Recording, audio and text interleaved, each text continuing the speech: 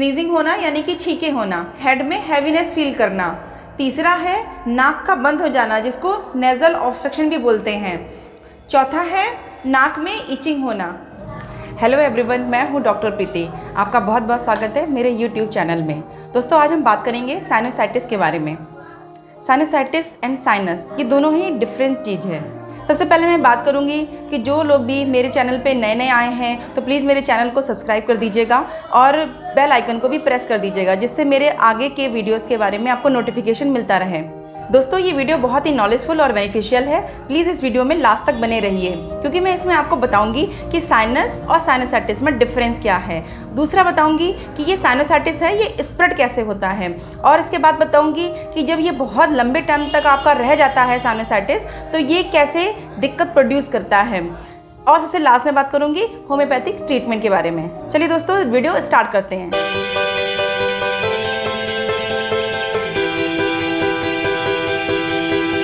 जैसे कि दोस्तों मैंने बताया कि साइनस और साइनोसाइटिस दोनों ही डिफरेंट चीज़ें हैं। चलिए सबसे पहले हम बात करते हैं साइनस के बारे में कि साइनस होता क्या है।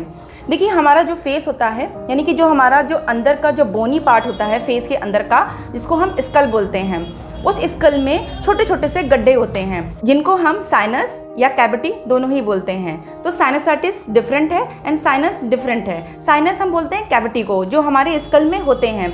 ये हमारे स्कल के लिए बहुत ज़रूरी है, क्योंकि इस पे एक ना म्यूकस मेम्ब्रेन चढ़ी हुई होती है। इसका बहुत ही इंपॉर्टेंट काम है हमारे स्कल के लिए। जैसे कि हमारे नाक से या मुंह से कोई भी इन्फेक्शन जाता है, जैसे बैक्टीरिया जा रहा है या वायरस जा रहा है आपके अंदर, तो वो जो म्यूकस मेम्ब्रेन होती है वो बैक्टीरिया और वायरस को इंगल्फ कर लेता है और उसको डेड करने की ट्राई करता है, जिसकी वजह से इन्फेक्शन अंदर तक, यानी कि रेस्पिरेटरी सिस्टम तक आपका स्प्रेड नहीं हो सकता है। लेकिन अगर यही चीज़ें बहुत लंबे टाइम तक आपके बैक्टीरिया वायरल अंदर ही रह जाते हैं, तो क्या होता है कि जो साइनस में अगर बैक्टीरिया वायरस म्यूकस मेम्ब्रेन के अंदर अगर फिल रहते हैं, तो उसकी वजह से वहाँ पर इन्फ्लेमेशन स्टार्ट हो जाता है। जो साइनस की जो ल्यूमन होती है वो वहाँ पर स्वेलिंग आ जाती है, जिससे कि जो उसका पैसेज एरिया होता है वो कम हो जाता है। तो पैसेज एरिया उसका जब कम हो जाता है, तो वहाँ से जो भी बैक्टीरियल म्यूकस होता है वो इजीली वॉश आउट नहीं होता है या ड्रेन आउट नहीं होता है। जब वो वहाँ पे भरने लगता है तभी आपको हैवीनेस फील होती है, तभी आपको बहुत ही हेडेक फील होता है, और आपको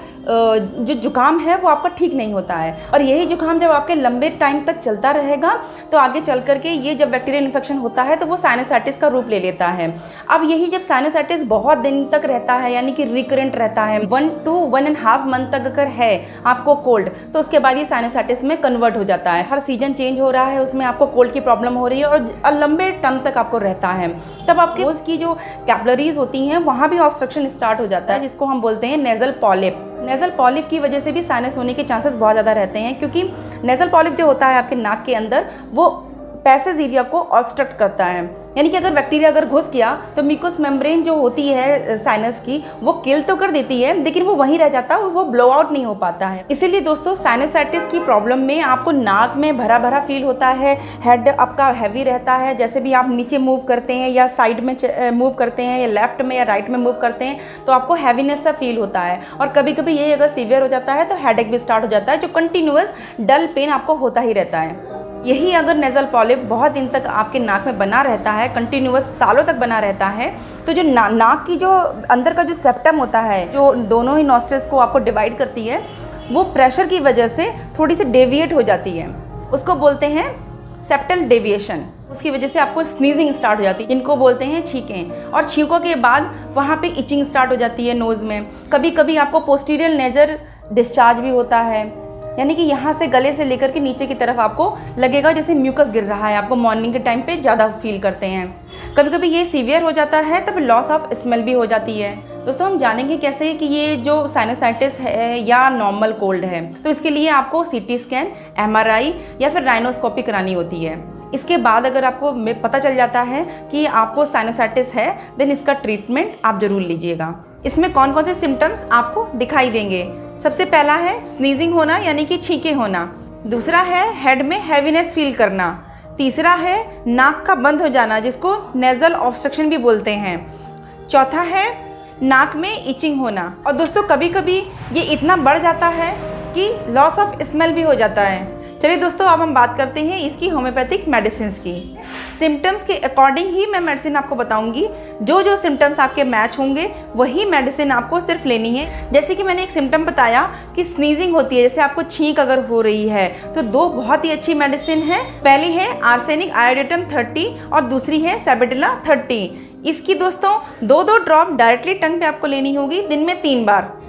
अब हम आगे बात करते हैं, अगर किसी भी पेशेंट को नाक में ऑब्स्ट्रक्शन है, यानी कि नाक से उसे सांस नहीं आ रही है, तब आपको 2 मेडिसिन लेनी है। एक है लाइकोपोडियम 30 और दूसरी है अमोनियम कार्ब 30। लाइकोपोडियम 30 आपको तब लेनी है जब आपकी लेफ्ट नॉस्ट्रिल है वो ब्लॉक फील कर रहे हैं, और आपकी अगर राइट वाली नॉस्ट्रिल आपकी अगर ब्लॉक फील कर रहे हो तो आपको लेनी है अमोनियम कार्ब 30। और अगर दोनों ही नॉस्ट्रिल्स आपको ब्लॉक फील करते हैं या ऑल्टरनेट टाइम पे भी आपकी ब्लॉक हो जाती है, जैसे कभी लेफ्ट कभी राइट, तो आपको लाइकोपोडियम 30 और अमोनियम कार्ब 30 दोनों की ही आपको 2-2 ड्रॉप्स दिन में 3 बार लेनी होगी। दोस्तों मैं बात करती हूँ, जैसे आपकी नाक अगर स्टफी हो, यानी कि उसमें कुछ भरा हुआ फील कर रहे हैं, और जब भी आप ब्लो आउट करते हैं तो उसमें से कुछ भी नहीं निकलता हो, आपको लगता है कि अगर ब्लो आउट कर दें हम तो ज़्यादा अच्छा फील हो, लेकिन वो कुछ भी नहीं निकलता है, तब मेडिसिन आपको लेनी है काली बाइक्रोम 30। काली बाइक्रोम 30 की 2-2 ड्रॉप आपको दिन में 3 बार लेनी है।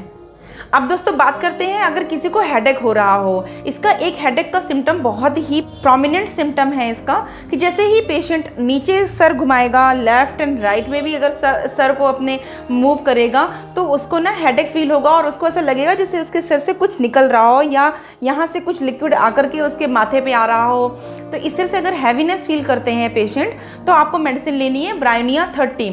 ब्रायोनिया 30 की 2-2 ड्रॉप दिन में 3 बार आपको लेनी है डायरेक्टली टंग पे। दोस्तों मैं बात करती हूँ, अगर आप नेचुरल एयर में, यानी कि आप बाहर खुली एयर में अगर आप जाते हैं और आपको तकलीफ बढ़ जाती है, जैसे नाक बंद हो जाती हो या छींकें स्टार्ट हो जाती हैं, तो आपको मेडिसिन लेनी है आर्सेनिक एल्बम 30। आर्सेनिक एल्बम 30 की 2-2 ड्रॉप दिन में आपको 3 बार लेनी है। अगर आपको लॉस ऑफ स्मेल स्टार्ट हो गया हो, यानी कि आपको कुछ भी स्मेल नहीं आ रहा हो, तब आपको मेडिसिन लेनी है पल्सेटिला 30।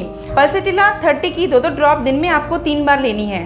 दोस्तों मैं बात करती हूँ एक ऐसे सोल्यूशन की जिसको आप बना के रख लीजिए अपने घर में, और जरा सा भी आपको कोल्ड और कफ या स्नीजिंग स्टार्ट होती है तो आप उसको घर में यूज़ कर सकते हैं। सबसे पहले आप एपिस मदर टिंचर लीजिए, दूसरा आप लीजिए हाइड्रेस्टिस मदर टिंचर।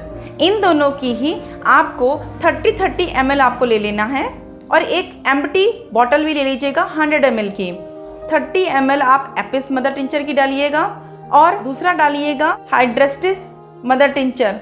इन दोनों को मिक्स कर लीजिएगा, और जब भी आपको कोल्ड फील होता है तो इसमें से आपको 20 ड्रॉप्स आपको 1/4 कप पानी में मिक्स करके आपको पीना है दिन में 3 बार। इससे आपका जो पोस्टीरियर नेजल डिस्चार्ज है या नाक बंद है आपकी या स्नीजिंग बहुत हो रही है तो उसको वो कम करेगा। दोस्तों आप सारी मेडिसिन अपने सिम्टम्स के अकॉर्डिंग ही लीजिए। जब भी आपको लगता है कि मुझे ये सिम्टम्स है तो आप ये भी ले सकते हैं, या फिर आपको सारे ही सिम्टम्स आ रहे हैं तो आप सारी मेडिसिन ले सकते हैं, आपको कोई भी दिक्कत नहीं होगी। दोस्तों लास्ट में चलते टाइम मैं एक थोड़ा सा टिप देना चाहूँगी कि इसके साथ साथ अगर आप 2-3 चीज़ें और भी करेंगे तो आपको थोड़ा सा और रिलीफ मिलेगा। जैसे आपको कोल्ड स्टार्ट होता है तो आप स्टीम लेना स्टार्ट कर दीजिएगा। कुछ डालने की ज़रूरत नहीं है उसमें, आपको सिर्फ नॉर्मल प्लेन वाटर जो होता है उसकी स्टीम बनाइए और अपने आप को कवर कर लीजिए टॉवल से, और दिन में कम से कम 2 या 3 बार भी आप अगर करेंगे आपको सांस लेने में थोड़ा सा ईजी हो जाएगा। म्यूकस आपका ड्रेन आउट होता है, तो जैसे ही ड्रेन आउट होगा आपको अच्छा फील होगा। तो अब बात करती हूँ मैं, आपको फ्रिज का कोई भी खाना नहीं खाना है। फिर इसके बाद मैं बात करती हूँ कि आपको डायरेक्ट फैन के नीचे या फिर एसी के डायरेक्ट कांटेक्ट में नहीं रहना है, क्योंकि इसकी वजह से जो आपकी नेजल म्यूकोसा होती है वो ड्राई होना स्टार्ट हो जाती है, जिससे आपका नाक बंद फील करोगे आप, और उसके बाद उसमें इरिटेशन होगा नाक में, तो इचिंग स्टार्ट होगी और उसके बाद आपको स्नीजिंग भी स्टार्ट हो सकती है। आशा करती हूँ कि आपको ये मेरा वीडियो अच्छा लगा होगा। अगर आपके कुछ भी क्वेरीज हैं तो प्लीज़ कमेंट बॉक्स में जा करके आप पूछ सकते हैं, उसका मैं जवाब देने की पूरी कोशिश करूँगी। और अगर आप मेरे चैनल पर नए आए हैं तो प्लीज़ मेरे चैनल को सब्सक्राइब भी कर दीजिए और बेल आइकन को प्रेस भी कर दीजिए, जिससे मेरे फर्दर जो अपकमिंग वीडियोज़ हैं उनका नोटिफिकेशन आपको मिलता रहे।